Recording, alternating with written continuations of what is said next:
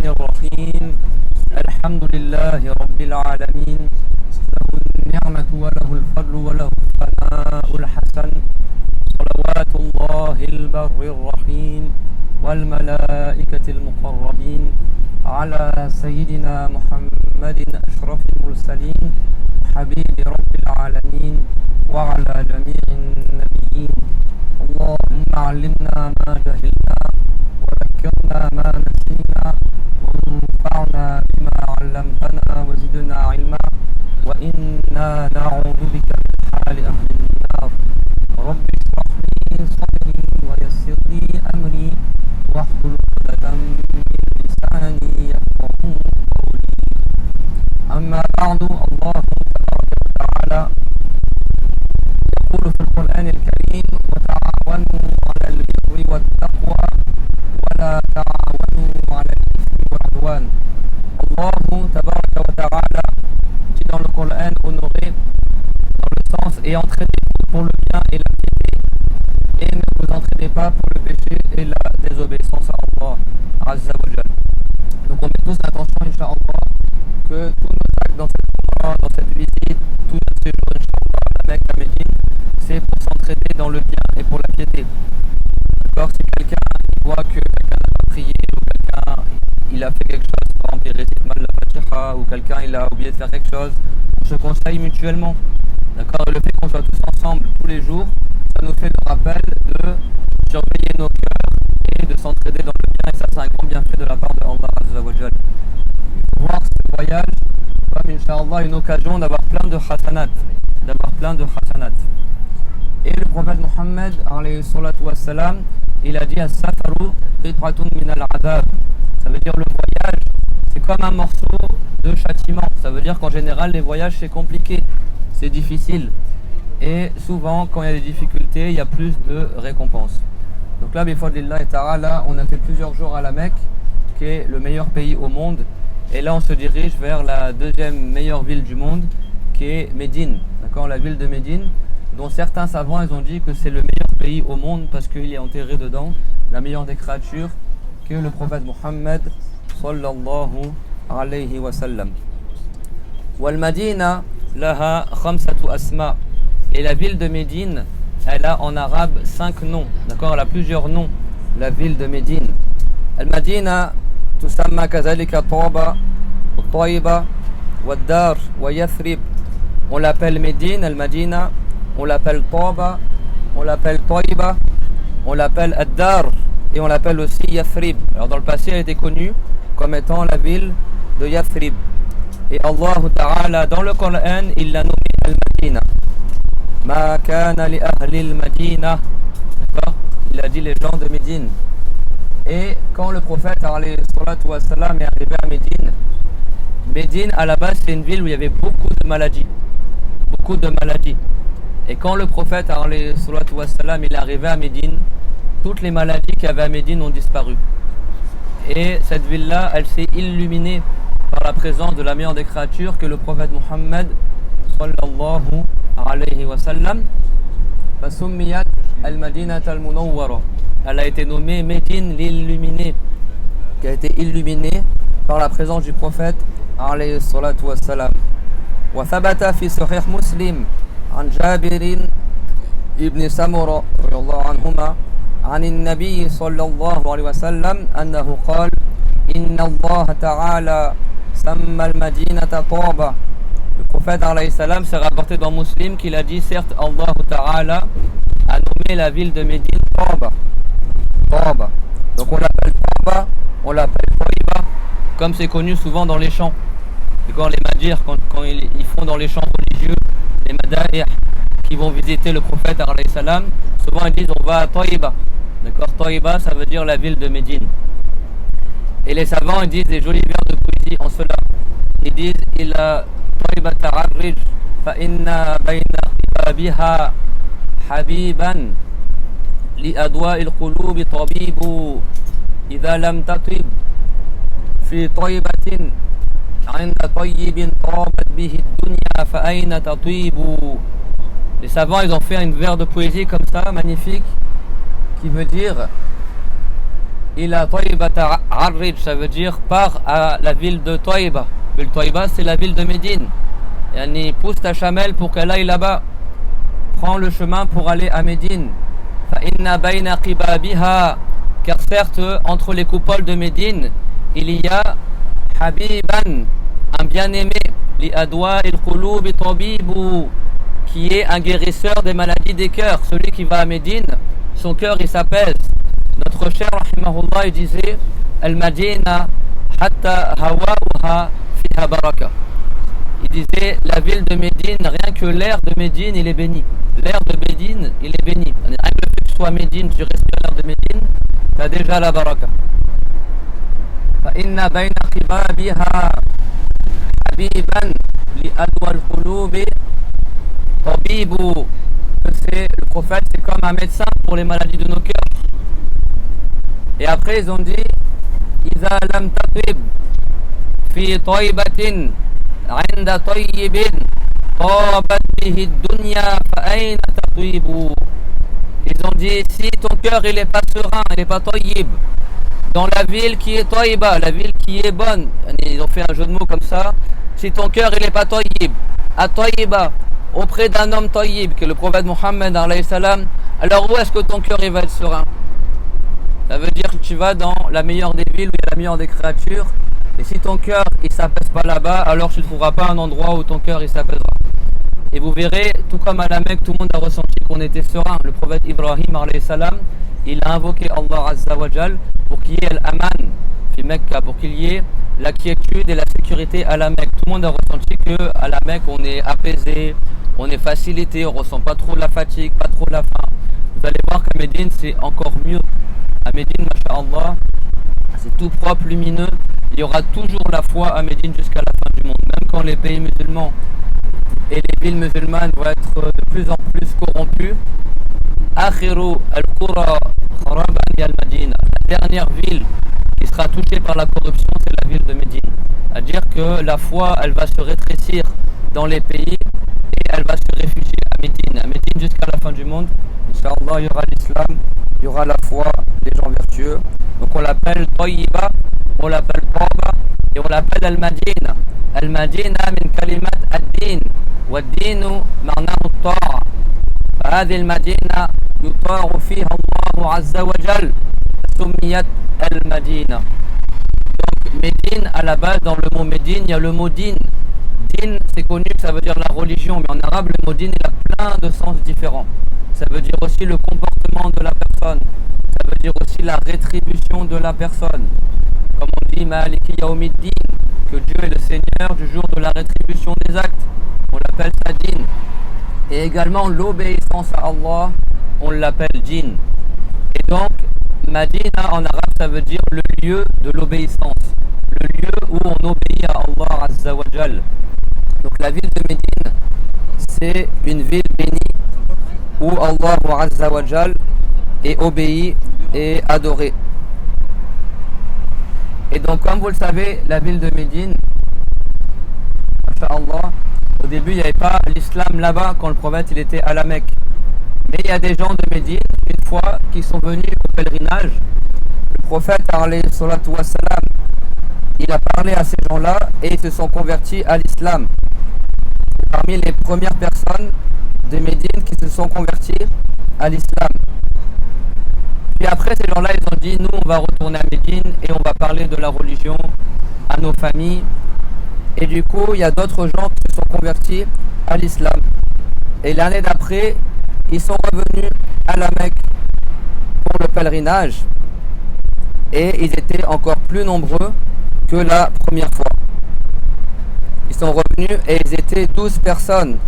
Et ces gens-là ont été nommés l'Ansar, ça veut dire ceux qui donnent la victoire à l'islam. Ceux qui ont fait l'hégire, on les appelle Muhajiroun. Et ceux qui sont rentrés en islam à Médine, on les appelle Ansar. Et Allah tabaraka wa ta'ala, il a fait l'éloge dans le Coran de ceux qui ont fait l'hégire parmi les compagnons et des Ansar. وَالسَّابِقُونَ الْأَوَّلُونَ مِنَ الْمُهَاجِرِينَ وَالْأَنصَارِ. Les tout premiers compagnons parmi ceux qui ont fait l'hégire et ceux qui sont les Ansar, Dieu il a dit radiyallahu anhum wa radu an, qu'il les agrée et que eux également sont satisfaits de ce que Dieu leur a accordé. D'accord. Et également, alladhina taba'uhum bi ihsan, ceux qui les ont suivis en bien. Et donc ces deux Ansar qui sont revenus à Médine l'année d'après, ils ont fait le pacte d'allégeance avec le prophète Mohammed. Ils ont fait un pacte avec le prophète, comme quoi ils n'adoreront pas autre que Allah Azza wa Jal, et qu'ils ne voleront pas, et qu'ils ne feront pas de fornication, et qu'ils ne tueront pas leurs enfants, et qu'ils n'iront pas mentir pour avoir des droits qui ne leur reviennent pas, et qu'ils ne désobéiront pas au prophète alayhi salatu wassalam. Donc quand le prophète il a vu que beaucoup de gens commençaient à rentrer en islam à Médine, il a envoyé un compagnon à Médine pour enseigner à l'islam aux gens là-bas. Il a envoyé le compagnon Mus'ab, fils de Romer, afin qu'il leur enseigne l'islam. Et donc beaucoup de gens se sont convertis à l'islam à Médine, au point qu'il n'y avait pas une seule maison à Médine sans que tu trouvais qu'il y avait dedans quelqu'un qui était converti à l'islam. Et donc, quand le Hajj est revenu l'année d'après, là c'était carrément environ 70 personnes qui sont venues voir le prophète alayhi salam et qui lui ont fait allégeance, qui lui ont promis de lui obéir. Et ils ont fait le pacte avec le prophète alayhi salam durant l'année. Et il se trouvait que de plus en plus de gens rentraient en islam et au final Allah Azza wa Jal a fait descendre l'ordre aux musulmans de tous aller à Médine pour ceux qui sont capables et de faire la hijra, c'est-à-dire de faire l'hégire, d'accord, de quitter les pays non musulmans pour rejoindre les musulmans à Médine, sauf pour celui qui ne pouvait pas accomplir cela. Donc quand Quraysh, les mouchikines de Quraysh, ils ont vu qu'il y a des musulmans de la Mecque commençaient à partir à Médine et que les musulmans devenaient de plus en plus nombreux, ils ont craint que l'islam prenne trop d'ampleur. Donc se sont réunis les mouchikines de la Mecque, ils ont fait une réunion secrète et ils ont dit il faut qu'on fasse quelque chose pour arrêter Mohammed. Donc ils se sont dit soit on le tue, soit on l'emprisonne, soit on le bannit de la Mecque. Et là il y a Iblis le maudit alayhi, qui a pris l'apparence d'un vieil homme du Najd. Iblis, le diable, a pris l'apparence d'un vieillard du Najd et il s'est infiltré dans l'assemblée de ces gens-là. Et il a dit moi je considère que le meilleur avis c'est de le tuer. Il a encouragé les mouchikines à prendre la décision de tuer le prophète Mohammed alayhi salam, et ils ont décidé que chaque membre de la tribu, des tribus arabes, allait participer au meurtre de Mohammed. Comme ça, la famille du prophète alayhi salam et son clan, Banu Hashim, ils n'allaient pas aller en guerre contre les tribus dont leurs membres ont tué le prophète Mohammed, et ils accepteraient à la place de prendre des chameaux, ça s'appelle la diya. D'accord? Et donc ils se sont mis d'accord pour le tuer tous ensemble. Et pendant ce temps, l'ange Jibril alayhi salam, c'était la nuit, il allait voir le prophète Mohammed alayhi salam, et il l'a prévenu de ne pas dormir cette nuit-là dans son lit, car les mouchikines avaient prévu d'aller le tuer.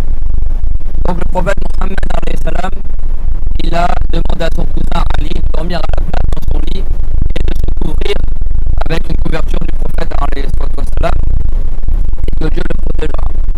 Quand les mouchikines sont rentrés dans la maison, ils n'ont pas vu le prophète Mohammed alayhi salam, et ils étaient à la porte de la maison du prophète, et le prophète a pris de la terre et il l'a comme ça mis de la terre, il l'a saupoudré sur les têtes des mouchikines sans que les mouchikines le voient, et il s'est mis à réciter le début de Sourate Yasin. Yasin wal Qur'anil Hakim innaka laminal mursalin ala siratin mustaqim tanzil al-azizir rahim لتنذر قوما ما أنذر آباؤهم فهم غافلون لقد حق القول على أكثرهم فهم لا يؤمنون إنا جعلنا في أعناقهم أغلالا فهي إلى الأذقان فهم مقمحون وجعلنا من بين أيديهم سدا ومن خلفهم سدا فأغشيناهم فهم لا يبصرون. La fin de la ayah, c'est le sens que Dieu il a fait qu'il y ait un obstacle devant les mouchriquines et derrière eux, et donc ils n'ont pas vu le prophète Mohammed alayhi salam. Dieu il a fait en sorte que la vision des mouchriquines n'atteigne pas le prophète.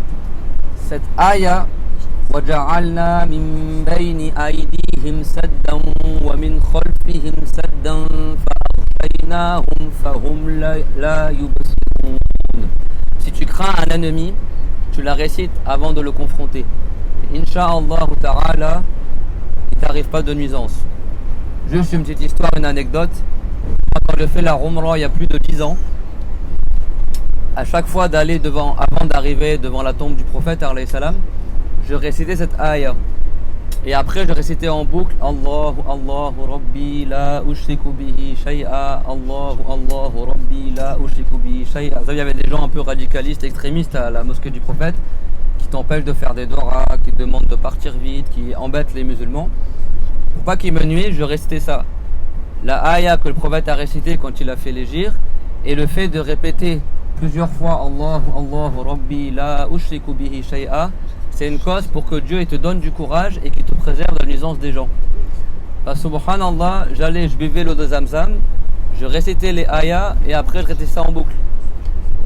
Et après j'avais passé le salam au prophète, et une fois j'ai fait ça, et je me suis mis devant la tombe du prophète, et je me suis mis à répéter en boucle Allahu Allahu Rabbi la ushriku bihi shay'a jusqu'à ce que je sois devant la tombe du prophète. Et après j'ai passé le salam au prophète alayhi salatu wassalam. Wallah al-Azim, je suis resté environ 20 minutes devant la tombe du prophète alayhi salatu wassalam. C'est comme si les gens ils me voyaient pas. C'est comme si les gardes qui sont devant là, qui te demandent de partir, ils me voyaient pas. Les gens ils passaient devant moi, les uns après les autres, et moi je restais, j'ai juste reculé d'un pas, Yani, et je restais devant la tombe du prophète, et personne me disait de partir. Alors j'ai fait des doigts, j'ai passé salam au prophète. À la fin, tellement ça durait longtemps, je savais plus quoi dire. Donc je me suis dit, Ya Rasulallah, nous on essaie d'être comme tes compagnons, on essaie d'enseigner la religion. À la fin, je savais plus quoi dire, tellement environ 20 minutes. C'est pour dire qu'il y a des secrets dans ce que Dieu l'a révélé dans le Coran. Le prophète alayhi salam, il a resté cette ayah, et les mouchriquins ne l'ont même pas vu alors qu'il était à côté d'eux. Il était à côté d'eux. Au point qu'au petit matin, ils sont restés comme ça bredouilles. Et ils ont dit, mais on voit pas, il est où Mohammed? Et après ils ont vu la silhouette de Ali dans le lit, ils ont dit, ah bah il est là. Et du coup ils sont repartis. Ils sont repartis. Et le prophète alayhi salam, pendant ce temps, il est parti à la maison de Abu Bakr as-Siddiq radiyallahu anhu. Vous savez que le prophète Mohammed est parmi les derniers qui ont fait l'hégire. Tous les musulmans et les musulmanes avaient déjà quitté la Mecque pour aller à Médine.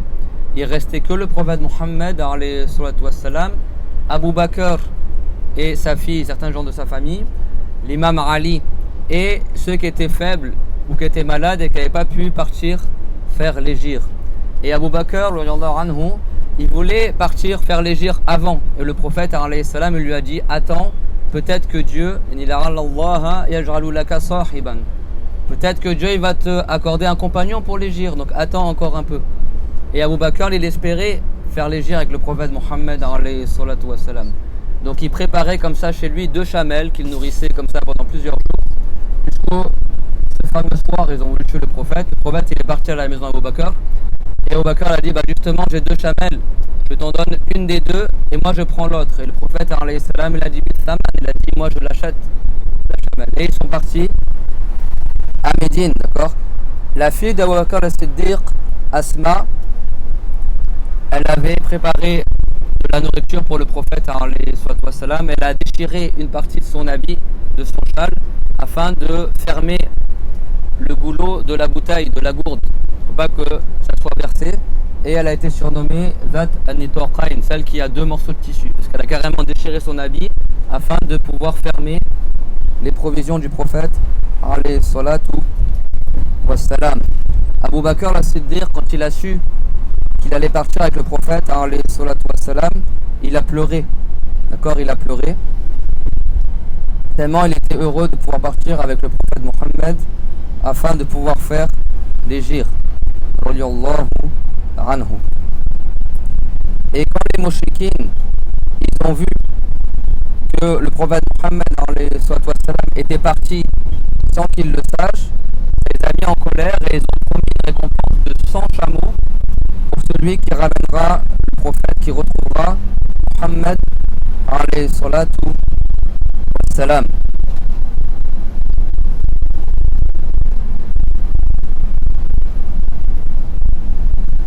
Et donc le prophète Mohammed alayhi salatu wassalam, il est parti dans la montagne de An-Nur, dans la grotte, et ils sont restés 3 nuits là-bas. Et pendant ce temps, il y avait certains compagnons qui leur informaient de ce qui se passait à la Mecque et leur apportaient des provisions. Alors quand ils sont rentrés dans la grotte, Abu Bakr il a craint parce qu'il a dit si les mouchriquines ils arrivent, il suffit qu'ils baissent la tête, ils vont voir nos pieds. Et le prophète alayhi salam, il lui a dit ne dis pas cela. Il a dit que penses-tu de deux personnes dont Dieu va les protéger? Alors en arabe c'est comme si il avait dit que penses-tu de deux personnes dont Dieu est le troisième. Le troisième ça veut pas dire que Dieu est avec eux dans la grotte, ça veut dire que Dieu les protège. Tout comme dans la Torah du voyage qu'on a fait au début, qu'est-ce qu'on a dit? Allahumma anta sahibu fis safar wa khalifatu fil ahl. On dit oh Allah, tu nous protèges durant le voyage. Mais en arabe c'est comme disait tu es notre compagnon dans le voyage. Ça veut pas dire que Dieu est avec nous physiquement durant le voyage. Anta sahibu fis safar alladhi ja'a fi al-Qur'an laysa ma'nahu anna Allah ta'ala halun fi makan ma'ana. إنما هذا معية النصر أي الله تعالى يحفظنا في سفرنا لأن الله عز وجل هو المصور وخالق الأجسام والأشكال فلا جسم له ولا شكل له لأنه ليس كمثله شيء فلا يشبه شيئا من مخلوقاته سبحانه وتعالى فليس في الأرض وليس في السماء وليس في كل الجهات بل هو محيط بعلمه سبحانه وتعالى ولا يتصف بصفات المخلوقات. الإمام الكبير الشافعي أبو منصور البغدادي في كتابه الذي مضى عليه نحو 1000 سنة نقل الإجماع فقال عن الله عز وجل تعالى يعني الله تعالى قال أجمعوا على أنه لا يحويه مكان ولا يجري عليه زمان. Abu Mansour al-Baghdadi dans son livre Al-Farq bin al-Firaq, c'est un grand savant chaférite qui était il y a environ 1000 ans. Il a rapporté l'unanimité, il a dit tous les savants musulmans sont unanimes que Dieu n'est pas circonscrit, n'est pas entouré par un endroit et le temps ne s'écoule pas sur lui. فالله عز وجل لا يتصور في البال مهما تصورت ببالك الله لا يشبه ذلك. Donc Dieu on ne peut pas l'imaginer, tout ce qui traverse l'esprit et ben ce n'est pas Allah Azza wa Jal. إذا تصورته جسما كبيرا فليس كذلك وإذا تصورته جسما صغيرا فليس كذلك. الله لا يتصور في البال. Si tu imagines un grand corps, ben Dieu il n'est pas comme cela. Si tu imagines un petit corps, Dieu n'est pas comme cela. Dieu on ne peut pas l'imaginer subhanahu wa ta'ala. قال تعالى وأن إلى ربك المنتهى أبي بن كعب قال إليه ينتهي ذكر من تفكر. Dans le Coran Dieu a dit à lui s'arrêtent les imaginations. وأن إلى ربك المنتهى. Donc quand le prophète alayhi salam il a dit à Abu Bakr as-Siddiq que penses-tu de deux personnes dont le troisième d'entre eux c'est Allah, ça veut dire que penses-tu de deux personnes dans la grotte dont Dieu va les protéger. Donc Allah Azza wa Jal, il a envoyé deux colombes, il a envoyé une araignée qui a tissé une toile à l'entrée de la grotte et deux colombes, deux pigeons qui ont pondu leurs œufs dans un nid devant l'entrée de la grotte. Quand les moustiquines sont arrivés à côté de la grotte. Ils ont voulu regarder et ils ont vu qu'il y avait une toile d'araignée et un nid avec 2 pigeons. Si quelqu'un était entré dans la grotte, la toile d'araignée elle aurait été déchirée et les pigeons ils se seraient envolés. Donc ils se sont dit, ils ne sont pas dans la grotte, ils n'ont pas regardé dans la grotte. Allah Azza wa Jal asa al-ankabut التي نسجت أضعف البيوت على فم الغار وأرسل حمامتين ضربت إحداهما على العش أمام الغار فالمشركون لم يدخلوا الغار وانصرفوا قال ليس في الغار.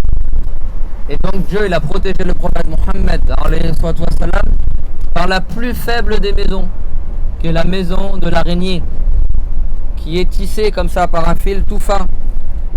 Et Allah Ta'ala est tout puissant à préserver la meilleure des créatures par les plus faibles des créatures, subhanahu wa ta'ala. وفي الهجرة النبوية قد حصل عجائب وخرائق وبركات ورحمات. Et dans l'Hégire honoré, il y a eu beaucoup de baraka, beaucoup de choses extraordinaires qui se sont passées. Il y a des gens qui ont été pardonnés par leur Hégire.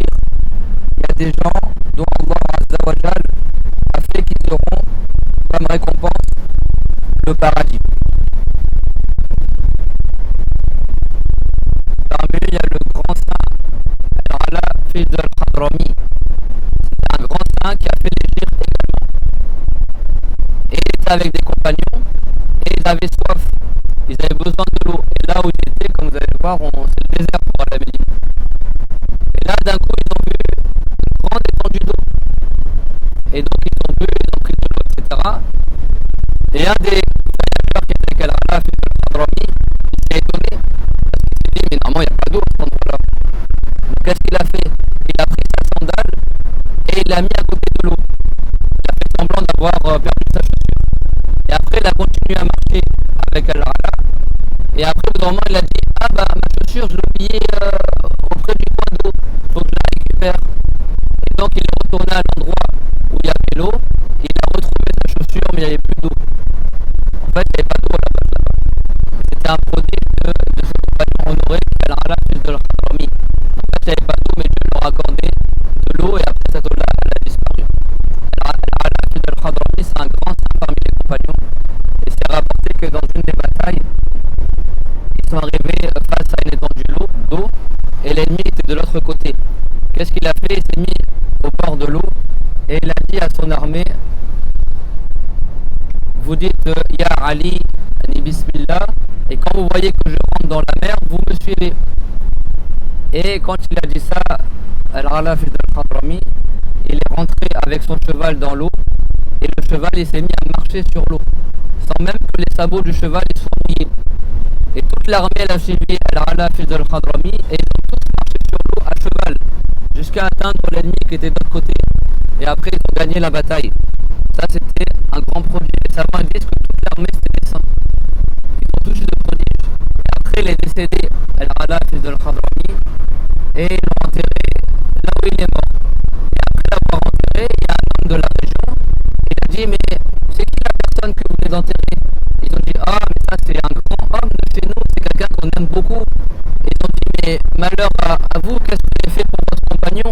Cette terre-là, il y a beaucoup de lions, il y a beaucoup de phoques, ils vont déterrer le corps. Il ne fallait pas l'enterrer ici. Donc là, qu'est-ce qu'ils ont fait? Ils sont retournés à la tombe de Al-Ala fils de Al-Hadrami pour ouvrir la tombe, prendre le corps et l'enterrer ailleurs. Et quand ils ont ouvert la tombe, ils ont vu plein de lumière dans la tombe et ils n'ont pas vu le corps de Al-Ala fils de Al-Hadrami. D'accord? C'était un grand saint et Dieu leur a fait voir les délices de la tombe, certains délices de la tombe qu'il aura ce grand saint parmi les compagnons du prophète alayhi salatu wassalam. Également lors de l'Hégire, il y a eu des choses extraordinaires. Parmi ces choses extraordinaires qui sont passées, il y a une histoire très connue. C'est que le prophète alayhi salatu wassalam, quand il a quitté la Mecque pour faire l'Hégire à Médine, il y avait qui avec lui? Il y avait le compagnon Abu Bakr al-Siddiq. Également, il y avait le serviteur d'Abu Bakr al-Siddiq qui s'appelle Amir, fils de Fuhayra. C'était le serviteur d'Abu Bakr. Amir, fils de Fuhayra. Ils étaient trois. Et il y avait leur guide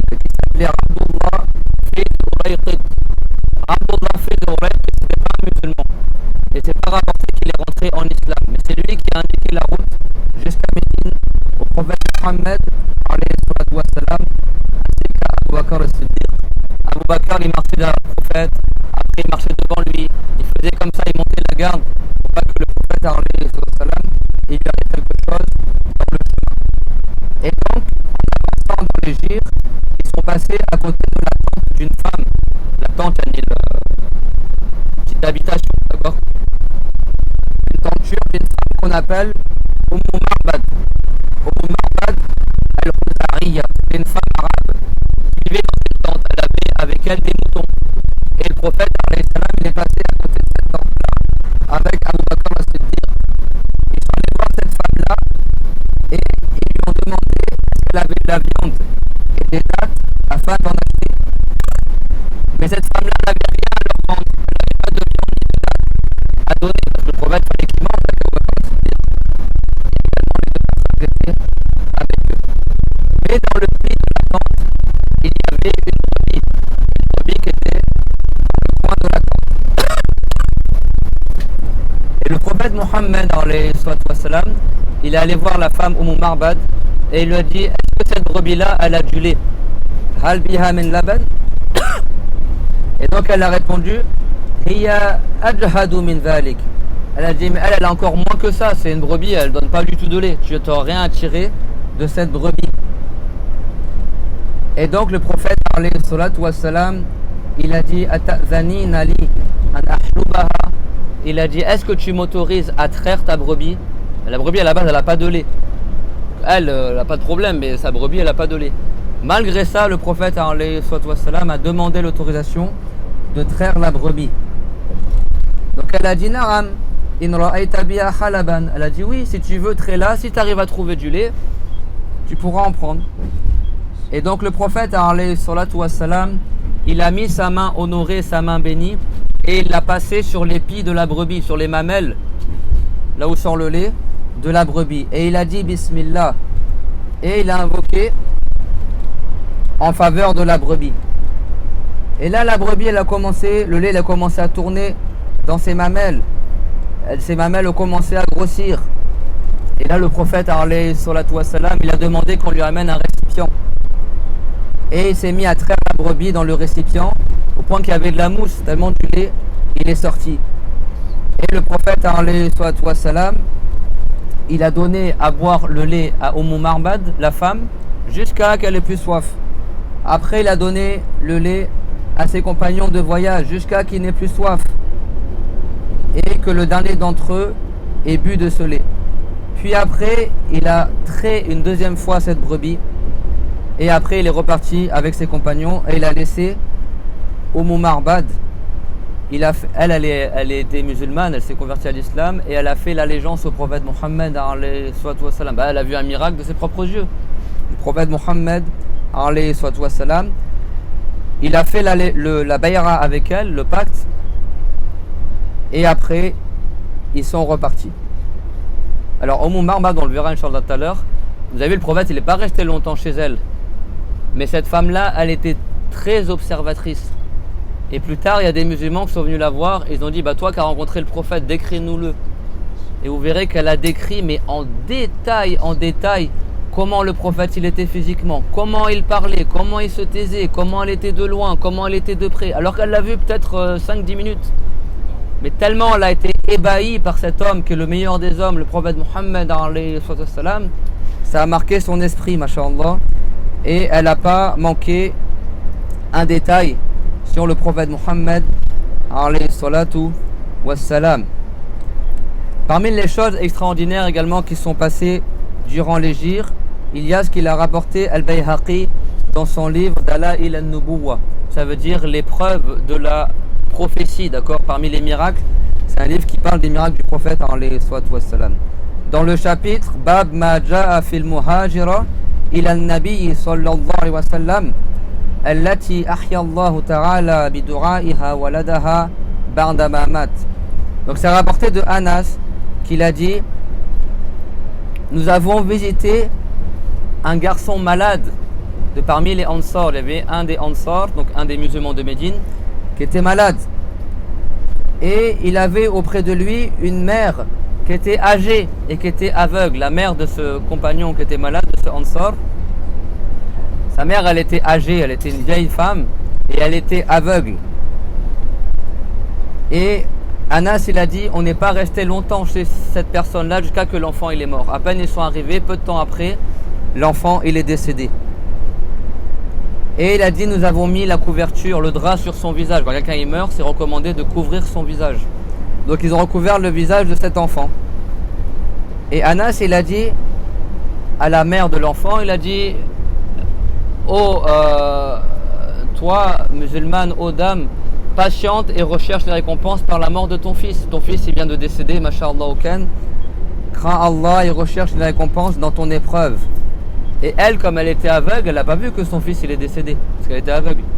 Donc elle a dit, est-ce que mon fils, il est décédé? Et ils ont dit oui.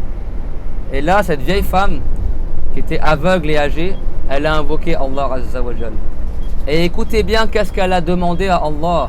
Parce qu'il y a en cela le grand mérite et les grandes récompenses et les barakas que Dieu l'a accordé à ceux qui avaient fait l'hégire à l'époque du prophète Mohammed alayhi salatu wassalam. Quand elle a su, cette vieille femme âgée aveugle, que son fils venait de mourir, elle a invoqué Allah en disant Allahumma in kunta ta'lamu anni hajartu ilayka wa ila nabiyyika raja'a an tu'inani 'inda kulli shadida fala tahmil alayya hadhihi al-musiba al-yawm. Elle a dit, oh Allah, si tu sais de toute éternité que j'ai fait l'hégire pour ton agrément et l'hégire par obéissance envers ton prophète Mohammed alayhi wassalam, par espoir que tu m'aides à chaque fois que j'aurai une épreuve, alors ne me charge pas de cette épreuve-là aujourd'hui.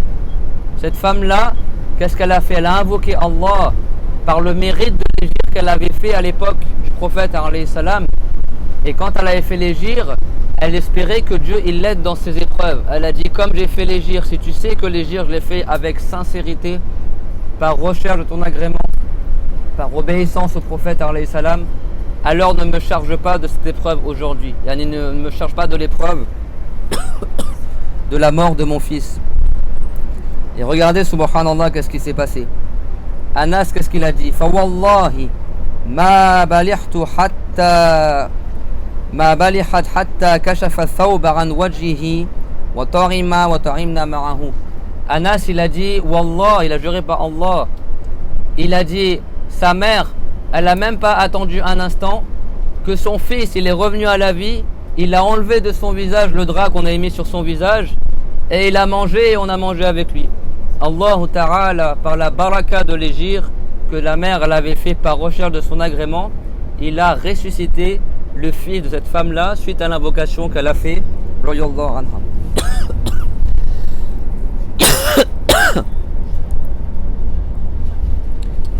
Et ça, c'est un hadith qui est rapporté par Ibn Adi, Ibn Abi Dunya et Abu Nu'aym. Également, parmi les choses extraordinaires qui se sont passées durant l'hégire, donc là, tout ça, ça s'est passé quand? Dans le trajet qu'on est en train de faire actuellement. C'est pour ça que je parle de ça. Quand on arrivera à Médine, on parlera de Médine du prophète. Quand on arrivera à Quba, on parlera de Quba. Mais Quba, c'est à côté de Médine. Là, on est sur le trajet. Donc on parle de choses extraordinaires qui sont passées durant le trajet pour aller à Médine.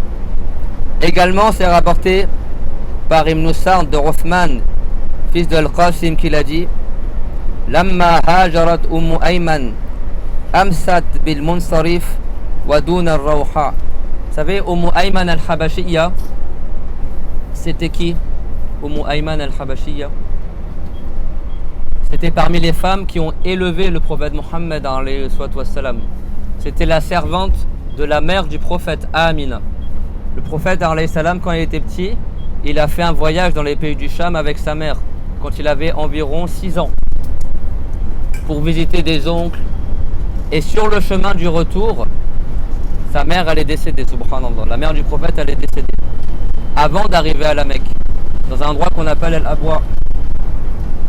Et du coup, c'est la servante de la mère du prophète alayhi salam qui a ramené le prophète quand il était petit jusqu'à la Mecque, jusqu'à son grand-père Abdul Muttalib.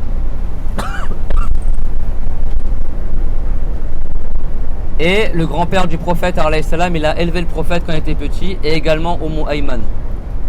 Ayman après, donc le grand-père du prophète, il est décédé quand le prophète avait environ 9 ans, 8-9 ans. Donc il n'a pas connu l'islam, son grand-père. Mais Ayman, elle a vécu jusqu'à atteindre l'islam, elle s'est convertie à l'islam. Et c'est parmi les femmes compagnons honorées. Le prophète, il l'a mariée après avec Zayd, qui était aussi le serviteur de Khadija à la base, que le prophète il a libéré. Ayman, le prophète disait d'elle, c'est ma mère après ma mère. Ya ummi barda ummi. Alors qu'elle était éthiopienne d'origine. Le prophète disait c'est ma mère après ma mère. Parce que c'est une de parmi les femmes qui a élevé le prophète. Et l'autre, elle s'appelle comment? Vous savez? L'autre femme, Hadinatul Rasul alayhi salam. Il y avait Ayman, il y avait aussi Halima Sardiya. Halimatus Sardiya, on la visitera, Inch'Allah, elle est enterrée à Médine, dans le cimetière de Al-Baqir. C'est une femme sainte, une femme honorable. Ces deux femmes-là, le prophète, il disait, c'est ma mère après ma mère. C'est les deux femmes qui ont élevé le prophète, alayhi salam, comme leur enfant.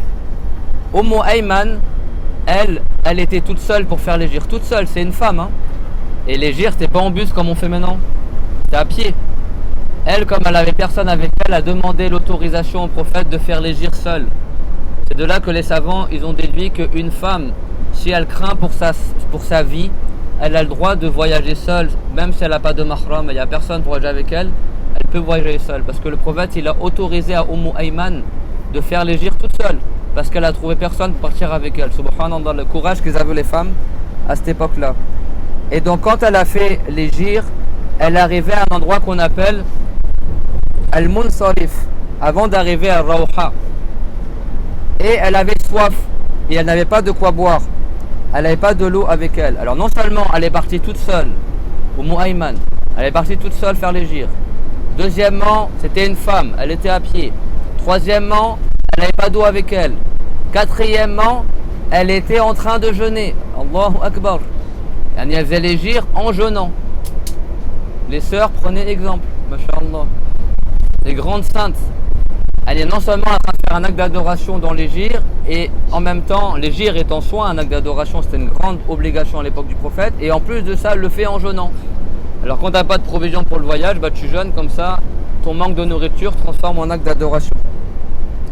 Mais là, elle avait soif, et elle était en train de jeûner. Et la soif l'a beaucoup fatiguée. Alors qu'est-ce qui s'est passé? Écoutez bien. C'est là qu'elle a vu un seau descendre du ciel. Descendre du ciel. Ce seau-là, il était tenu par une sorte de ruban, de corde blanc. Et le seau, il est arrivé jusqu'à elle. Elle a pris le seau. Elle a bu de l'eau qu'il y avait dedans jusqu'à être désaltérée. Jusqu'à être désaltérée. Et après cela, une fois qu'elle a bu de ce seau-là, elle a dit, je n'ai plus eu jamais soif après cela, subhanallah. Quand elle a bu de ce qu'il y avait dans ce seau-là, alors ce qui est apparent, c'est que les anges, ils ont fait descendre cela pour elle. Dieu a accordé par la sincérité qu'elle avait, l'honnêteté, l'amour du prophète, l'obéissance à Allah, l'amour pour Allah Azza wa Jal, les gîres qu'elle faisait. Dieu l'a sauvée par ce seau-là. Quand elle en a bu, elle a dit, j'ai plus jamais eu soif après cela. Et elle s'exposait après cela des jours où il faisait très très chaud, et elle jeûnait et elle n'avait pas soif. C'était très très chaud, elle se mettait exprès dehors au soleil et elle n'avait pas soif. Et elle n'a jamais eu soif. Ça, c'est parmi quelques petites choses qui se sont passées durant les gîres honorés. Et on termine, Inch'Allah, par quoi? Par la fameuse description qu'elle a fait Marbad du prophète. Vous vous rappelez tout à l'heure, on a parlé de qui? De Marbad. C'est qui Marbad? Celle qui avait une tente et elle avait une brebis, et le prophète il est passé avec Abu Bakr al-Siddiq auprès de la tente de cette femme là. Elle avait rien à vendre, et le prophète il a passé sa main sur la brebis, il a demandé l'autorisation de la traire, et elle a eu beaucoup de lait, n'est-ce pas? Vous vous rappelez? Ils ont discuté, elle a fait le pacte d'allégeance avec le prophète, ils sont repartis. Donc il faudrait rester 20 minutes. Mais masha'Allah, cette femme-là, elle a mémorisé comment était le prophète, alayhi salatu wassalam. Et donc, des gens ont demandé comment il était le prophète, alayhi salam. Donc je vais dire sa réponse. Ceux qui sont arabophones, ils vont dire, masha'Allah, cette femme-là, elle était éloquente en arabe. Elle a fait une description tellement précise que les termes qu'elle a employés, il faut vraiment avoir un très grand niveau en arabe pour comprendre tout ce qu'elle a dit. Donc je vais dire sa réponse et après je vais vous expliquer chaque mot, qu'est-ce qu'il signifie. Vous allez voir que, masha'Allah, elle était très observatrice. Elle a dit, en répondant comment était le prophète, elle a dit « Zahirul wada'a, ablajul wajh, hasanul khuluq, lam ta'ibuhu thujla, wa lam tuzri bihi sa'la, wasimun qasim, fi aynayhi da'aj, wa fi ashfarihi watafun, wa fi sawtihi sahalun, wa fi unuqihi sata'un, wa fi lihyatihi kathatha, أحور أكحل أزج أقرن شديد سواد الشعر إذا صمت علاه الوقار وإذا تكلم علاه البهاء أجمل الناس وأبهاه من بعيد وأحسنه وأحلاه من قريب حلو المنطق فصل لا نزر ولا هدر كأن منطقه خرزات نظم ينحدرن ربعة لا تقتحمه عين من قصر ولا تشنأه من طول غصن بين غصنين فهو أنظر الثلاثة منظرا وأحسنهم قدا له رفقاء يحفون به إن قال استمعوا لقوله وإن أمر تبادروا إلى أمره محفود محشود لا عابس ولا مفند. Donc la parole de Ma'bad, quand elle a dit Zahirul wada'a, c'est-à-dire que le prophète Mohammed alayhi salam, il avait une beauté apparente, il était lumineux mais de manière Ablajul wajhi, ça veut dire il avait un visage rayonnant, un visage lumineux. Vous savez les compagnons qu'est-ce qu'ils disaient au sujet du prophète Mohammed alayhi salatu wassalam? Vous voyez le soleil là sur le côté là. Il disait idha ra'aytahu qulta ash-shamsu tali'a. Les compagnons ils disaient si tu voyais le prophète Mohammed alayhi salatu wassalam, tu le regardais, tu te disais le soleil vient de se lever. Le soleil vient de se lever, tellement il était lumineux. Abu Hurayra radiyallahu anhu kana yaqul ka'anna ash-shamsa tajri fi wajhihi. Abu Hurayra il disait quand tu regardais le visage du prophète sallallahu alayhi wa sallam, c'est comme si le soleil il parcourt son visage. C'est comme si le soleil il parcourt son visage. Il y avait une fois un compagnon qui était derrière la monture, assis derrière le prophète alayhi salam sur la monture. Une nuit de pleine lune. On appelle Layla Udhiyan, une nuit de pleine lune. Vous voyez la pleine lune durant la nuit quand il n'y a pas de nuages, c'est magnifique à voir. C'est blanc lumineux. Le compagnon il disait, j'avais le prophète devant moi et j'avais la lune devant moi. Je regardais la lune, je regardais le prophète. Elle dit par Allah, pour moi le prophète était encore plus beau que la lune. Il disait quand tu regardais son cou, c'est comme si le prophète c'était une poupée entièrement faite d'argent. Tellement le prophète il avait la peau blanche lumineuse, c'est comme si tout son corps il a été coulé dans de l'argent. Alayhi salatu wassalam. Quand le prophète il parlait, c'est comme si de la lumière elle sortait entre ses dents de devant. Et les dents du prophète alayhi salatu wassalam, c'était comme des perles précieuses, les perles des océans, les perles blanches. Alayhi salatu wassalam. Voilà, c'est moi qui rajoute dans la description là, elle n'a pas dit ça au Ma'bad. Mais on continue dans ce qu'elle a dit. Elle a dit Ablajul wajhi, c'est-à-dire qu'il a un visage lumineux. Hasanul khuluqi, il avait un bon comportement. Le prophète alayhi salam, il a dit qu'il a le meilleur des comportements. Innama bu'ithu liutammima makarim al-akhlaq. Je n'étais envoyé que pour parfaire le comportement d'excellence. Lam taribuhu thujla. Thujla huwa ridhamul batan ma'a istilqa asfalihi. Elle a dit, le prophète alayhi salam, il n'était pas enlaidi par un gros ventre qui pend. Thujla, c'est quand l'homme, des fois, il a un gros ventre et qui tombe vers le bas. Le prophète alayhi salam, il avait son ventre aligné avec sa poitrine. Il avait un vaste torse, une grosse poitrine, un musclé, c'est-à-dire les épaules larges, et son ventre, il dépassait pas de son torse, c'est-à-dire qu'il avait un ventre plat. Alayhi salatu wassalam. Donc elle a dit, le prophète, je vous rappelle que le prophète alayhi salam a reçu la révélation à l'âge de 40 ans, je ne sais pas si vous imaginez. Il est resté 13 ans à la Mecque jusqu'à 53 ans, et après il a fait l'hégire. Un homme à 53 ans, en général, souvent il a un gros ventre, vous avez compris? Le prophète alayhi salam, quand il arrivait à Médine, Abu Bakr, il faisait plus vieux que le prophète, parce qu'il avait plus de cheveux blancs que le prophète Mohammed alayhi salam. Les gens ils pensaient que le jeune homme, ils pensaient que le prophète était plus jeune qu'Abu Bakr. Quand il arrivait à Médine, beaucoup de gens de Ansar, ils n'avaient jamais vu le prophète Mohammed alayhi salam. Donc le prophète, quand il est arrivé, il s'est assis à l'ombre d'un palmier avec Abu Bakr qui s'est assis à côté de lui. Et les gens ils venaient pour passer le salam, mais beaucoup d'entre eux n'avaient jamais vu le prophète, donc ils ne savaient pas c'était qui le prophète en fait. Est-ce que c'est Abu Bakr ou le prophète Mohammed? Donc ils étaient là, ils étaient un peu gênés, ils ne savaient pas trop c'est lequel des deux le prophète. Jusqu'à que l'ombre du palmier elle a tourné, c'est-à-dire que l'ombre elle a tourné, du coup le soleil il est venu sur le prophète. Et là Abu Bakr il s'est levé et il a ombragé le prophète. Et c'est là que les gens des Ansar qui n'avaient jamais vu le prophète, ils ont dit, ah bah c'est lui, celui qui est resté assis, c'est lui le prophète. Parce que l'autre il a servi. D'accord? Le prophète Mohammed, c'est pour ça que malgré le fait qu'il avait 53 ans à cette époque-là, elle a dit il n'avait pas de gros ventre. Il avait un ventre plat. Walam tudribihi sorla. Sorla, ça veut dire quand quelqu'un a une petite tête.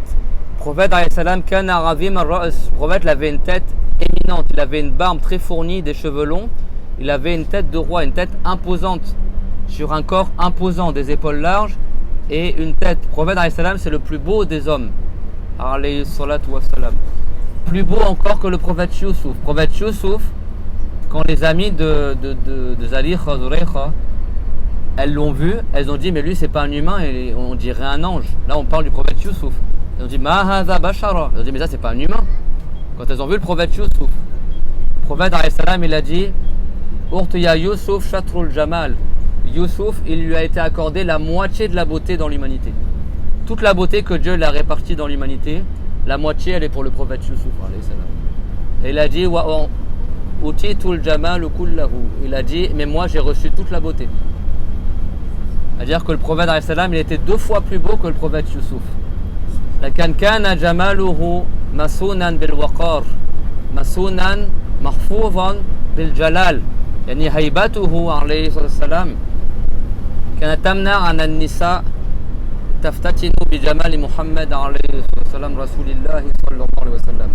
Malgré que le prophète était 2 fois plus beau que le prophète Youssouf, mais sa beauté, elle était préservée par son charisme. C'est-à-dire que non seulement le prophète était extrêmement beau, mais il avait énormément de prestance. Au point que quand tu le voyais, l'imam Ali disait quoi? Man ra'ahu habahu. Celui qui voyait le prophète, il t'inspirait la crainte. C'est comme tu vois un grand roi, tellement il avait de la prestance. C'est pour ça que les femmes ne sont pas tombées amoureuses et prises éperdument, comme ça s'est passé avec Youssouf alayhi salam. Des femmes tellement elles étaient ébahies par sa beauté, elles ont commencé à couper leurs doigts sans se rendre compte. Là, c'est pas passé avec le prophète Mohammed. Pourquoi? Parce que la beauté du prophète était, comment on dit, il était dans un écrin de charisme. C'est-à-dire que sa beauté était entourée par le charisme et la prestance. Donc il était très beau, mais en même temps il t'inspirait la crainte et le respect. La crainte et le respect à alayhi salam. Donc il n'avait pas une petite tête, il avait une tête imposante. Wassim. Wassim en arabe, c'est un prénom, mais à la base ça veut dire celui qui a un beau visage. Que tellement il est beau, Jamaluhu sar wasimatan. C'est comme si la beauté c'est devenu un signe distinctif chez cette personne-là. C'est ça qu'on appelle le wassim en arabe. C'est-à-dire tellement il est beau que son signe distinctif c'est sa beauté. Donc elle a dit, le prophète alayhi salam, il est Wassim. Qasim. Il y a Wassim et Qasim. Qasim, ça veut dire celui qui a un visage bien proportionné. Donc on a dit quoi? Elle a dit le visage du prophète était lumineux. Elle a dit sa tête n'était pas petite. Son ventre n'était pas gros. Elle a dit il avait un beau visage tellement beau que c'est comme si la beauté était un signe chez lui. Et après elle a dit son visage était Qasim, ça veut dire bien proportionné. Avec des belles proportions. C'est-à-dire que c'est comme si chaque endroit de son visage avait pris la beauté. Chaque morceau, chaque partie du visage du prophète, tu prends les yeux, c'est les plus beaux des yeux. Tu prends son nez, c'est le plus beau des nez. Le prophète Mohammed alayhi salam, il avait un nez presque droit. Il avait une légère bosse, mais il fallait vraiment regarder avec attention pour voir la petite bosse qu'il a sur son nez. Il avait un nez presque droit et le bout de son nez, ce qu'on appelle al-naba, il était un peu remonté vers le haut, comme ça, avec un nez droit. Et il avait un front large. Chaque portion du visage du prophète alayhi salam était parfait. Il était qasim al-wajh. يعني معناه كأن كل موضع منه أخذ قسما من الجمال. C'est comme si chaque endroit du visage du prophète a pris une part de beauté. Les savants ils disent comment tu sais que tu as vu le prophète en rêve? Bah, tu as vu le plus beau des hommes. Si tu as rêvé de t'as jamais vu quelqu'un d'aussi beau que cette personne-là, bah, c'est que tu as rêvé du prophète Mohammed alayhi wassalam. Allahu yarzuquna jami'an ru'yata nabiyyina Muhammadin sallallahu alayhi wa sallam fil manam. Man ra'a an-nabiy fil manam faqad ra'ahu haqqan li'anna ash-shaytan la yastati' an yatashakkal bi nabiyyina Muhammad bi suratihi. Celui qui voit le prophète en rêve, il a vraiment vu pour de vrai le prophète, parce que le shaytan n'est pas capable de prendre l'apparence du prophète. Et celui qui voit le prophète en rêve, il le verra à l'état d'éveil avant de mourir. Comme c'est confirmé dans le hadith, le prophète l'a dit: Man ra'ani fil manam, sayarani fil yaqaba. Celui qui me voit en rêve, il me verra à l'état d'éveil avant de mourir.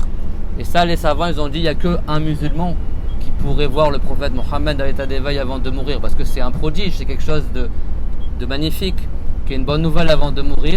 Donc les savants, ils ont dit, ça veut dire que celui qui voit le prophète en rêve, il a la bonne nouvelle de mourir sur l'islam. Et celui qui visite la tombe du prophète alayhi salam, comme nous, incha'Allah ta'ala, avec une bonne intention, avec de l'argent halal, et ben lui, il a également la promesse, écoutez bien, de mourir musulman. Parce que le prophète alayhi salam, comme il le rapporte dans le Qutni, Man zara qabri wajabat lahu shafa'ati. Celui qui visite ma tombe, il aura droit à mon intercession. Et l'intercession du prophète, elle est que pour les musulmans. Ça veut dire que si tu visites la tombe du prophète avec une bonne intention, avec de l'argent halal, tu as la bonne nouvelle de mourir musulman. Alhamdulillah, que Dieu nous facilite cela, amin. Donc on termine juste sur la description et après on termine le cours, Inch'Allah. Fi aynayhi da'aj. Ça veut dire que le prophète, il avait ce qu'on appelle un daraj dans ses yeux. C'est-à-dire quoi daraj en arabe? C'est quand tu as le blanc des yeux très blanc et le noir des yeux très noirs. Les plus beaux yeux sont les yeux noirs. Maintenant, ils vont dire les yeux verts, les yeux bleus. Non, les plus beaux yeux sont les yeux du prophète Mohammed alayhi salam. Il avait le noir des yeux très noirs et le blanc très blanc. Ça, le contraste comme ça, c'est les plus beaux des yeux. Les femmes du paradis également, elles ont des yeux comme cela. Et c'est quand tu as des yeux qui sont grands et larges. Donc le prophète, il avait le blanc des yeux très blancs, le noir des yeux très noirs, il avait des larges yeux et il avait des petites veines rouges sur le côté.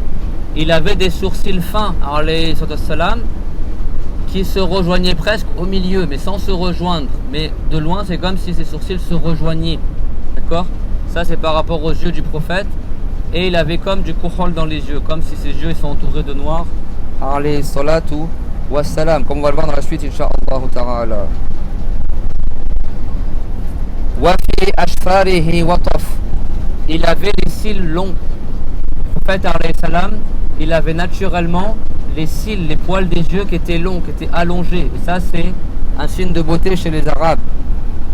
Wa fi sawtihi sahal. C'est-à-dire qu'il avait une voix masculine, une voix qui était imposante. Wa fi unuqihi satarun. Il avait un cou qui était long. Il n'avait pas une tête avec un petit cou, il avait un cou, une nuque qui était grande. Alayhi salatu wassalam. Donc imaginez au fur et à mesure les détails qu'on donne, tu recompose, Inch'Allah, la description du prophète. On dit quoi? Une tête imposante, les cheveux longs jusqu'aux épaules, pas bouclés, ni lisses. Ils sont ondulés, les cheveux du prophète, noirs comme la nuit. Pas beaucoup de cheveux blancs, d'accord, qui tombent jusqu'aux épaules. Une barbe longue et épaisse. Et on a décrit les yeux du prophète, alayhi salatu wassalam. Elle a dit wa fi lihyatihi kathafa. Il avait une densité dans sa barbe. Sa barbe, elle était bien fournie, bien dense, alayhi salatu wassalam. Ahwar, ça veut dire quoi? Ahwar, ça veut dire que le blanc de ses yeux est très très blanc et le noir de ses yeux est très très noir. Akhal, c'est-à-dire que le prophète, c'est comme s'il a un contour noir autour des yeux, comme du kokhol. Le kokhol, c'est quand tu prends la poudre de pierre noire, t'en passes dans les yeux et ça te fait le contour des yeux noirs. Ça, c'est sunna pour les hommes et pour les femmes. Avant de dormir, 3 fois dans l'œil droit, 3 fois dans l'œil gauche. C'est une pierre qu'on appelle al-ithmid. Le prophète, alayhi salam, il a dit yajlul basar wa yumbitu sharar. Ça renforce la vue et ça fait pousser les cils des yeux. Et ça, beaucoup de gens ont délaissé cette sunna. Le prophète, alayhi salam, naturellement, il avait du kokhol dans les yeux. Ça veut dire que sans qu'il se mette du kokhol, il avait les paupières noircies, comme s'il avait naturellement, physiquement, le contour des yeux noirs. Azadju akran, ça veut dire quoi? Azadju akran, ça veut dire qu'il avait les sourcils fins et que ses sourcils étaient comme s'ils se rejoignaient au milieu, mais sans qu'ils se touchent réellement. Shadid sawad ash-sha'r, il avait les cheveux très très noirs. Idha samata alahu al-waqar, ça veut dire lorsque le prophète se taisait, la sérénité apparaissait sur lui, c'est-à-dire la sérénité avec la prestance, c'est-à-dire quand il se taisait, il imposait le silence. Il avait une prestance lorsqu'il se taisait. Alayhi salatu wassalam. On voyait sur lui lorsqu'il se taisait l'indulgence et la patience et la prestance. Et après elle a dit wa idha takallama alahu al-baha. Elle a dit et quand il se mettait à parler, alors l'éminence et la magnificence apparaissaient. Il y a des gens quand ils se taisent, ils sont imposants, mais dès qu'ils parlent, c'est la catastrophe. Le prophète, alayhi salam, il avait de la prestance quand il se taisait, et quand il parlait, il avait aussi de la prestance. Qu'il se taisait ou qu'il parlait, à chaque fois, il imposait son charisme, alayhi salatu wassalam. Et quand il se taisait, on voyait qu'il était patient, on voyait qu'il était indulgent, on voyait qu'il avait ce qu'on appelle al-hilm, alayhi salatu wassalam. Sallu ala rasulillahi sallallahu alayhi wa sallam. Faites l'invocation en faveur du prophète sallallahu alayhi wa sallam. Là on parle de qui? On parle de celui qu'on va visiter bientôt, Inch'Allah, ce soir. Même si on ne le voit pas dans sa tombe, mais il est vivant dans sa tombe. Et quand il passe le salam, le prophète entend et il rend le salam. Et si vous sentez des belles odeurs en retour, ça c'est un signe de bien. Si le prophète rend le salam, c'est pas tout le monde qui sent ces odeurs-là. Donc, parlez salam. أجمل الناس وأبهاه من بعيد وأحسنه وأحلاه من قريب. Elle a dit c'était le plus beau des gens de loin. Quand tu vois le prophète arriver de loin, sa silhouette, sa taille grande, sa tête imposante, ses épaules larges, son dos et son ventre étroit, quand tu le voyais arriver de loin, tu disais c'est la plus belle des personnes, de loin c'est le plus beau des hommes. Et quand tu le voyais de près, c'était également le plus beau des hommes. Même de loin, tu vois déjà son charisme. Vous savez que le prophète, parmi ses miracles, c'est que quand quelqu'un qui était physiquement plus grand que lui se mettait à côté du prophète, les gens ne voyaient pas que le prophète est plus petit. Ils voyaient que c'était le prophète qui était plus grand. Quand Omar al-Khattab, il était tellement grand, quand il montait à cheval, ses pieds étaient au sol. Omar, c'était vraiment quelqu'un physiquement, il faisait peur aux gens. Il était imposant. Il était plus grand de taille que le prophète Mohammed. Quand Omar se mettait à côté du prophète, tu voyais que c'était le prophète qui était plus grand. Il était extrêmement grand. Quand t'es trop grand, c'est pas joli. Quand t'es trop petit, c'est moins joli aussi. Après, chacun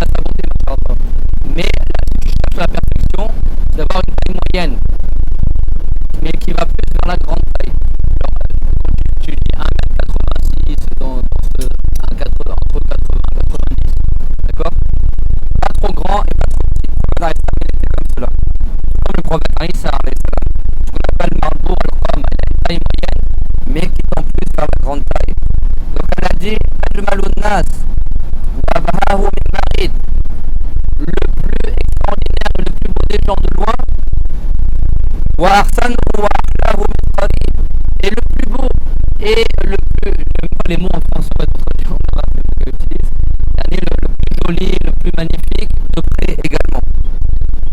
Elle a dit le prophète alayhi salam, il avait des belles paroles. Quand il parlait, ses paroles étaient belles. Faslun la nazalun la hadar.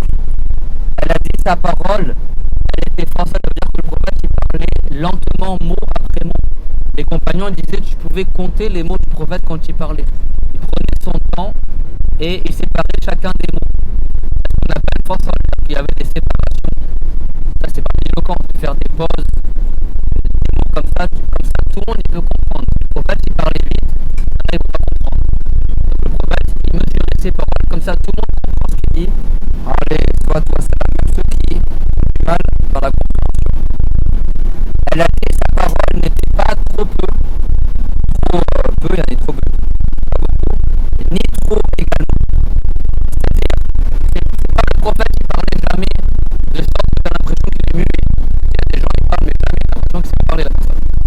Mais c'est pas non plus il parlait trop de sorte que ça devient lassant, que ça t'ennuie. Il parlait ni trop ni peu. Alors le prophète alayhi salam, il parlait que pour dire du bien. Et souvent il se taisait. Et quand le prophète il riait, il ne riait jamais aux éclats. Il souriait juste. Quand le prophète il rigole juste, il sourit. Et c'est rare qu'il sourit quand tu vois les dents derrière. Peut-être 2 ou 3 fois, c'est rare qu'il a souri comme ça. Le prophète ne riait jamais avec un son qui sort. Canada, Iman Arsan, il avait toujours l'air triste parce qu'il était toujours occupé son esprit avec l'au-delà. Mais malgré ça, il souriait beaucoup quand il rencontrait les musulmans. Et quand il marchait, il avait le buste renfermé et la tête vers le bas. Il marchait en bombant le torse, comme ils font les prétentieux, en regardant en l'air. Il marchait comme les gens modestes. Quand il marchait, les compagnons disaient c'est comme si la terre se pliait sous ses pas. Tellement il marchait vite, c'est comme si la terre se repliait sous ses pas. Les compagnons ils ont dit c'est comme si le prophète il dévalait une pente quand il marchait, comme s'il arrachait ses pieds du sol. Là c'est moi qui rajoute, c'est pas marqué dans le texte, mais c'est pour compléter la description du prophète. Pour terminer maintenant une. Qu'est-ce qu'elle a dit? Donc là on a vu quoi? Elle a décrit d'abord le physique, elle a décrit le comportement du prophète. Là elle est en train d'écrire quoi? D'écrire les paroles du prophète, comment il parlait et comment il se taisait. Après elle a dit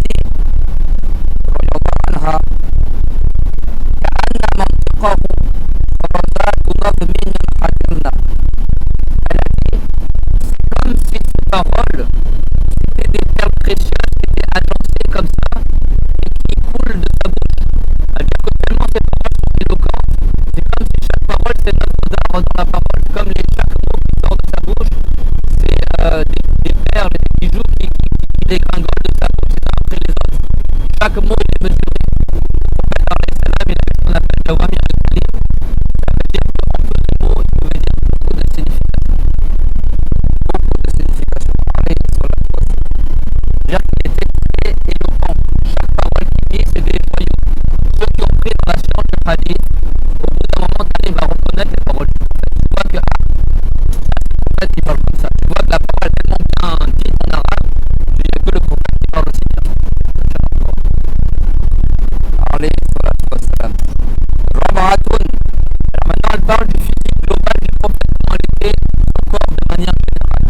Elle a dit Raba'a, ça veut dire il a une taille moyenne, ni trop grand ni trop petit. La tastahimuhu aynu min qisarihi, ay la tazdarihi qisarihi fatujawizuhu ila ghayrihi fatahabuhu wa taqbaluhu. Quand la personne elle voyait le prophète alayhi salatu wassalam, elle ne méprisait pas le physique du prophète. Tu vois, quelqu'un il est trop petit, il y a des gens des fois ils regardent un peu avec mépris celui qui est plus petit que lui. Le prophète alayhi salam était suffisamment grand de sorte que celui qui le voyait, il le respectait. Ton œil il n'arrive pas à mépriser le physique du prophète. Ça t'inspire la crainte et la glorification. Et la personne qui voyait le prophète physiquement, elle acceptait le prophète son physique, elle le trouvait beau directement. alayhi salatu wassalam. Wala tashna'uhu min toul. C'est-à-dire que le prophète alayhi salam, ni il était trop petit de sorte que les gens ils le méprisent, et ni il était excessivement grand de sorte que les gens ils trouvent que c'est quelque chose d'un peu ridicule. Tu vois, il est vraiment très très grand, mais d'une manière qui est disproportionnée, voire toute petite, il a un corps super long. Et par exemple, des fois, ça fait des apparences que les gens ils n'apprécient pas que ce soit trop grand. Le prophète il était entre les deux, ni trop petit, ni trop grand. Rusnun bayna rusnain. Il était entre les deux, elle a dit. Et elle a dit, c'était celui parmi les trois qui était le plus beau. Et entre Abu Bakr, son serviteur, et le prophète, c'était celui qui avait la plus belle des apparences. Alayhi salatu wassalam. Wa ahsanuhum qadda. À dire, c'était celui qui avait la meilleure taille parmi les trois compagnons qui étaient avec lui. Et maintenant, qu'est-ce qu'elle dit au Marbad? Elle décrit les compagnons du prophète, comment ils se comportaient avec lui. Et elle a dit, lahu rufaqa'u yahuffuna bihi. Il a des compagnons qui l'entourent. Ces compagnons, ils sont comme ça, ils l'encerclent, ils l'entourent, ils restent proches de lui. Idha qala istama'u liqawli. Lorsque le prophète parlait, tous ses compagnons, ils l'écoutaient. Vous savez, une fois les mouchriquines, ils ont envoyé un espion pour observer le prophète Mohammed en cachette. L'espion, il est arrivé. Il l'a regardé, après il est revenu, il a dit par Allah, j'ai jamais vu ça, j'ai jamais vu un homme tel que lui. Il a dit c'est comme si tes compagnons ils ont un oiseau posé sur la tête tellement ils sont attentifs à tout ce qu'il dit le prophète alayhi salam. Il a dit il n'y a pas un cheveu du prophète qui tombe sans qu'il tombe dans la main d'un de ses compagnons. Tellement il s'était dévoué. Et cette personne-là, il a dit j'ai jamais vu un homme tel que Mohammed. D'accord? C'est-à-dire qu'il inspirait la crainte et le respect. Une fois, le prophète, il était assis en train de manger. Et il y a un homme qui n'a jamais vu le prophète, il est rentré là où le prophète il était. Quand l'homme il a vu le prophète, il a commencé à paniquer. L'homme, il a perdu ses moyens. Et le prophète qui était assis sur le sol, en train de manger, il a dit Hawin ala nafsika, reprends-toi, ressaisis-toi. Il a dit Innama ana abdun, ajlisu kama yajlisu al-abad, wa akulu kama yakulu al-abad. Il a dit moi je ne suis qu'un esclave de Allah. Je m'assois comme l'esclave il s'assoit. Et je mange comme l'esclave il mange. C'est-à-dire que le prophète, même quand il mange par terre, normalement tu vois quand il mange par terre, c'est pas imposant. Mais il avait la prestance des rois, des plus beaux des rois. Et quand les gens ils arrivaient, ils étaient choqués de la prestance du prophète. Cette personne-là, elle a carrément perdu ses moyens. Presque il a paniqué la personne. Le prophète il a eu de la compassion pour lui. Il a dit reprends-toi, reprends-toi. Je ne suis qu'un esclave. Je m'assois comme l'esclave il s'assoit. Et je mange comme l'esclave il mange. Alayhi salatu wassalam. Donc elle a dit ses compagnons l'entouraient et quand le prophète parlait, ils écoutaient ce que le prophète il dit. Wa idha amara tabadaru ila amrihi. Et le prophète quand il leur donnait quelque chose, tout de suite les compagnons ils obéissaient. Tout de suite, c'est que les compagnons directement ils mettaient en application ce que le prophète il disait. Alayhi salatu wassalam. Il y avait une bataille comme ça, c'est rapporté, où le prophète alayhi salam il a annoncé la bonne nouvelle que si quelqu'un il meurt sur le champ de bataille, il meurt martyr. Il y avait un des compagnons dans Muslim rapporté, il avait des dates dans la main. Dès qu'il a entendu ça, il a jeté les dates, il est parti direct sur le champ de bataille. Direct, il a mis en application. Ça, c'était à l'époque des conquêtes, bien sûr. Mais ça veut dire que les compagnons, c'est pas ils disaient bon, je vais attendre, je vais faire plus tard, etc. Directement, le prophète, il fait ça, il le fait. D'accord? Que ce soit la prière, que ce soit d'autres choses, etc. Les compagnons obéissaient au prophète. Ramenez-moi un récipient, tout de suite les compagnons ils ramènent le récipient. Vous savez que parmi les jugements spécifiques au prophète Mohammed alayhi salam, c'est que durant son vivant, c'était un devoir de répondre à son appel. Labbaik ya Rasulallah. C'est-à-dire que même si un compagnon était en train de faire la prière et que le prophète l'appelle, le compagnon, tout en priant, il dit Labbaik ya Rasulallah. Il répond au prophète. Ça, c'est une exception des paroles qui annulent pas la prière. Normalement, quand tu réponds à quelqu'un dans la prière, ça annule la prière. Ça, c'est une exception. Et les savants ils disent quand Isa il va revenir, également tu devras répondre à son appel. Il y a même si tu pries, tu dis labbaik, tu dis je t'obéis. Marfoudun, ça veut dire le prophète il était servi, les gens le servaient. Mashhoudun, ça veut dire les gens se rassemblaient autour de lui. La rabisun wala mufnidun, ça veut dire que le prophète ne fronçait pas les sourcils, et on lui attribuait pas le manque d'intelligence et l'ignorance. Quand tu le voyais, tu savais qu'il était un homme intelligent. Et le moufnid, elle a dit qu'il n'était pas moufnid le prophète, c'est celui qui dit des paroles mais qui ne sont pas intéressantes. Il a un discours mais qui n'est pas intelligible, qui n'a pas de contenu. Voilà, c'est tout ce qu'elle a dit Moumarbad. Peut-être dans le quart d'heure où elle a vu le prophète, elle a mémorisé tout ça. Avant que le prophète y reparte. Subhanallah. Et on termine par cela. Ash-Sharbi, il rapporte que Abu Musa al-Ash'ari, à l'époque de Omar al-Khattab, il a écrit une lettre à Omar. Abu Musa al-Ash'ari, il était au Yémen. Et il a écrit une lettre à Omar. Il a dit Ya'tina min qibalika kutubun laysa laha ta'liq fa'arrikh. Donc Abu Musa al-Ash'ari, il a dit à Omar al-Khattab, il a écrit une lettre, il lui a dit on reçoit des lettres de ta part, Omar, mais il n'y a pas de date dessus. Vous savez, les lettres, c'est bien de les dater. Omar était le calife à cette époque-là. Et donc Abu Musa al-Ash'ari, il a dit si tu nous inventais un calendrier pour dater les lettres. Et donc Omar al-Khattab, il a demandé conseil aux compagnons. D'accord? Il a demandé conseil, il a réuni des compagnons et des gens proches de lui. Et il a demandé conseil à ses compagnons. À partir de quand on va faire débuter le calendrier musulman?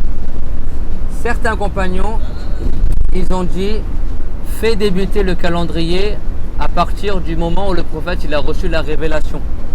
À partir du moment où le prophète il a reçu la révélation.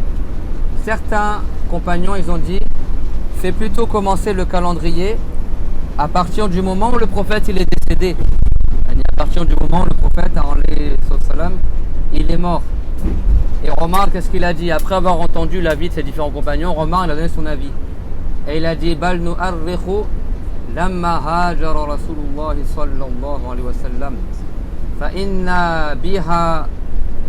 inna muhajaratahu farraqat bayna al-haqqi wal-batil. Et Omar, qu'est-ce qu'il a dit?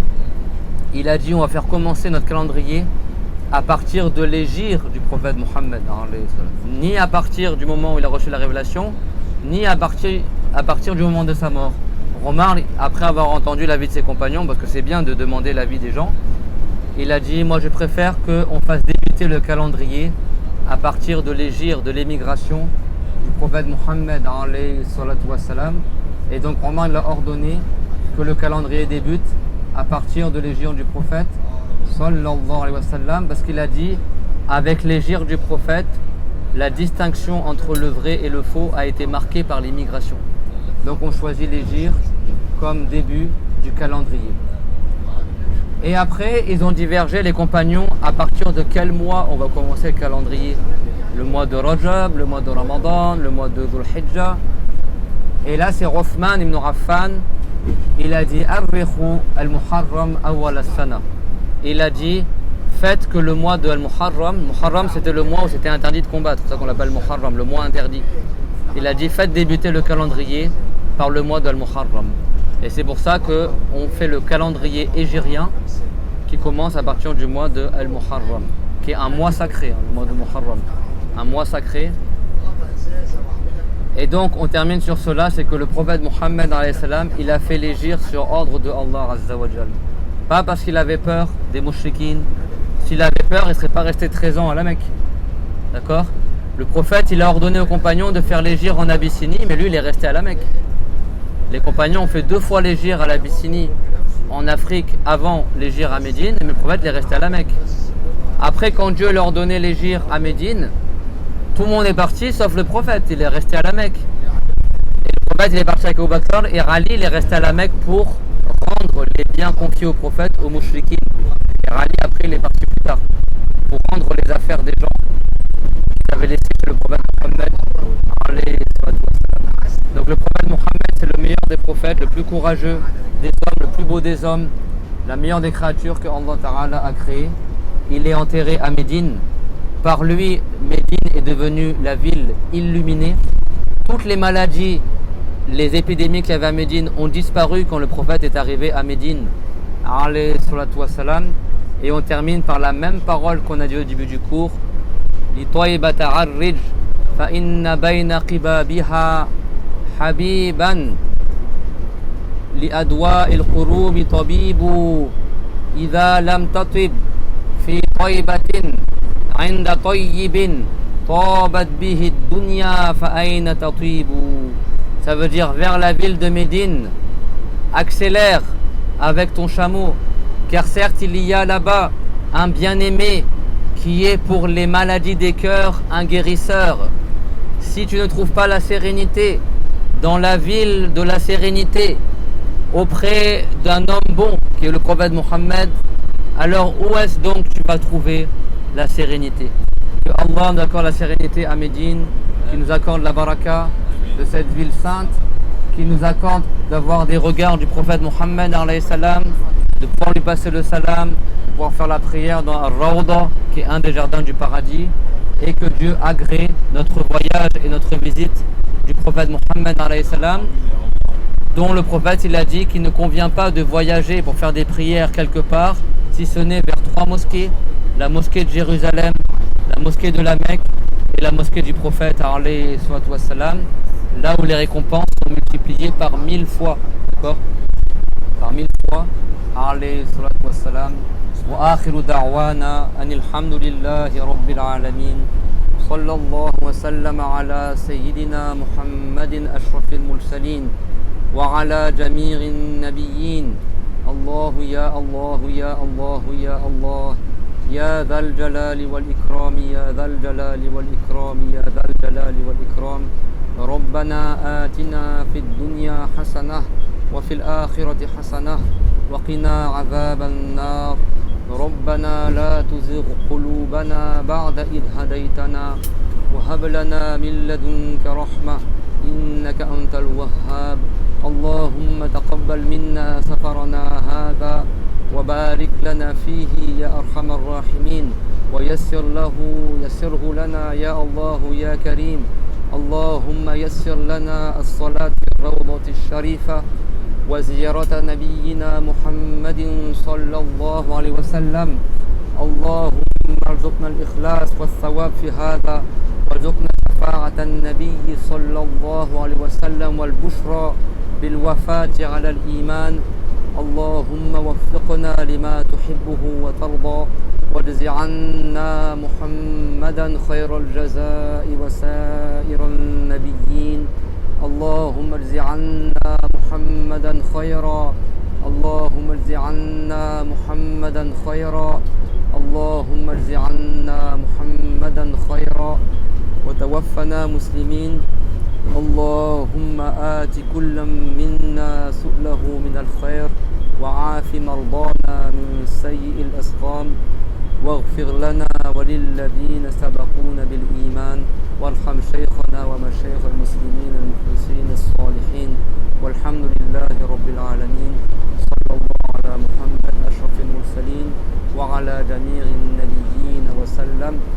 لا إله إلا الله لا إله إلا الله لا إله إلا الله.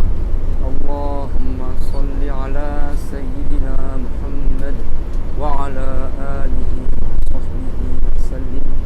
اللهم صل على سيدنا محمد وعلى آله وصحبه وسلم. اللهم صل على سيدنا محمد وعلى آله وصحبه وسلم. رب اغفر لي وللمؤمنين والمؤمنات. رب اغفر لي وللمؤمنين والمؤمنات. رب اغفر لي وللمؤمنين والمؤمنات.